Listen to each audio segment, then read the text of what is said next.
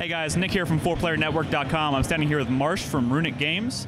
Thank you for taking the time to do the interview with us. No we appreciate it. We just played Hob, which is your new game. I guess if you could just start out by giving a premise of the game, kind of the setup. What we have today is a general playthrough of what we were planning on showing later on. So what you played through today was a very small slice of a game that is an open world that was kind of linear that you played through, but the idea of Hob in general is a game that takes the player and just drops them in. Yes. And there's no NPCs, there's nobody going to tell you what the game is about, and you have to just play through it and figure it all out. Kind of learning by doing. Yes. Which was very apparent, which was actually really satisfying too, I must say. It was cool to just drop into the world and just kind of figure out how things work together. And yeah, the idea was, you know, we were lucky in the fact that we get to do what we like to do, and with Hob, it was a lot of the things that we love to do and like experience in games, and that's one of the big things that we really like. We liked Shadow of the Colossus or Eco or /Ico, however you want to say it, but when you're in there and you're just experiencing this experience and you're in this world, but it's not like that, right? Like, I kind of mentioned this before. The game is not like those games, but it has assets of it all. yeah, it seemed like there were some inspirations y'all took from other games, obviously, but it had a very distinct feel in and of itself. And I know you already mentioned Shadow of the Colossus and Ico. Are there any other games that maybe as a team y'all kind of drew inspiration from that inspired you to do this? There's definitely like Castlevania / Metroid / Zelda in there too. But you know, we love just experiencing things, experiencing the world as you play through. I hope you noticed it was very lush. It was it was very reactive to how you were playing. And there are some twists that we like to throw into it. Like whenever you take inspiration, you just never want to just copy it, right? Yeah, you have to have your own gameplay, your own ideas that you're throwing into it. And we have an idea that we wanted to explore, and we took parts of other games that we really love to make it fun. And it was the things that we really love.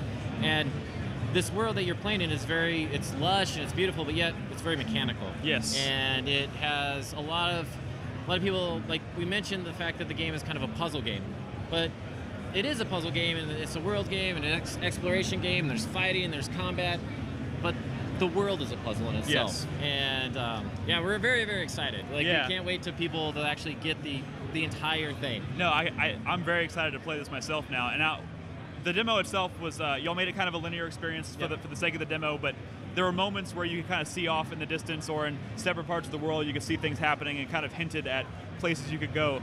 And you mentioned this is going to be somewhat of an open world game? Yeah, it'll definitely start off a little contained, but then it'll open up, and then we're just going to go crazy on people. Yeah, that's all I'm going to say. It goes crazy. I will say, like, it had a really awesome moment where everything kind of came together and made sense, and all of a sudden came full circle and we were back at the beginning, right? And all of a sudden we could go through a door that we couldn't go through before, which is something in games that I love. Yep. And we're big fans of it at our site, so that was really satisfying.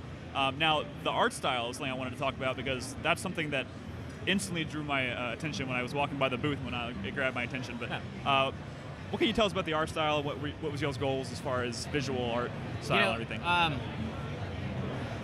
The art style is always something interesting, and we've been playing with the art style for quite a while, and we definitely wanted to go with like an outline, but you know, inspiration was definitely like Miyazaki for a lot of it.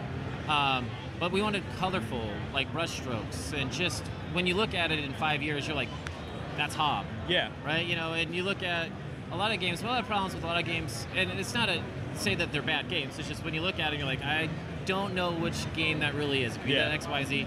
And I don't know, it's just something we always strive for. We kind of like have our own art style here at Runic, and you know, I think it works great, and it looks like it strikes me as an art style that I think is going to age really well too. Like I hope so. It looks like it's going to really have that to it for a long period of time. So that's really cool. It definitely isn't. Also, a lot of people I think might look at it and think it's very maybe cartoony and stuff. Yeah. It kind of has some brushstrokes and like maybe, but it's definitely also a little violent. Yeah. So, which is a nice kind of weird thing with the art. Which leads me to the combat, because the combat has a really nice weight to it. First thing I noticed. But you have all those things you can lock onto enemies, you can strafe around them, you can roll. What else can we expect from the combat in the full game? Well, I know you can't give too much away. But I will say the game the demo that we're playing here is a little bit further in the game, and the player starts out just normal with 2 arms, and something happens to him, and he gets this giant mechanical arm. And one of the things that we want to do with the combat is integrate every single thing that the player does into the combat. Yeah. So definitely be using your sword. You have a shield that your glove transforms into a giant shield. You then can use the glove for multiple combat moves while fighting certain monsters. Monsters are weak to certain glove abilities and stuff like that. Yeah. So. And I also noticed one of the big highlights of the demo was we eventually found this upgrade to your arm that allowed you to like tether onto things and pull yourself up. Yep. But you could also use that in combat. I know there was one enemy we fought where the first thing we did was we lashed onto its legs and pulled off pieces of armor off its legs, which I guess made it more. Yeah, you guys were a little too clever in that whole situation. But I think that was actually by accident. I was just like, oh god, and then I panicked, and then I fired it, and I just happened to grab onto it, which is cool. Yeah, that guy is actually pretty easy to beat. Yeah. Except for if you just don't pay attention, Yeah. which is what we're really kind of going for. And if you walked up and you actually would have hit him, you would have been bouncing off, and he would have just destroyed you. Yeah. But using your glove ability, paying attention to what you're fighting and what is on him, you can actually start to tell how to beat your enemies quicker. And ripping off the armor is definitely part of this game. Yeah.